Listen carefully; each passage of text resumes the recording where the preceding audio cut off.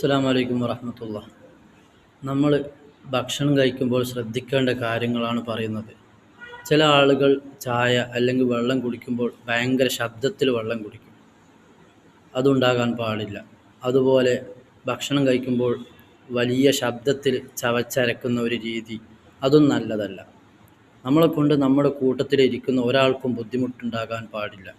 അതുപോലെ ഭക്ഷണം കഴിച്ച് കൈ കഴുകുന്ന സമയത്ത് കൂട്ടത്തിൽ ഇരുന്ന ആളുകളെ മാനിക്കാതെ, പ്രത്യേകിച്ച് ഹോട്ടലിലൊക്കെ ആണെങ്കിൽ കൈ കഴുകുമ്പോൾ ശബ്ദത്തിൽ കാർക്കിച്ച് തുപ്പി ഒരു ശബ്ദത്തിൽ നമ്മൾ കൈ കഴുകുന്ന ഒരു രീതി ഉണ്ടാവാതെ മെല്ലെ ചെന്ന് കൈ കഴുകി മെല്ലെ വായ കഴുകി നമുക്ക് അവിടുന്ന് പിരിഞ്ഞു പോകണം.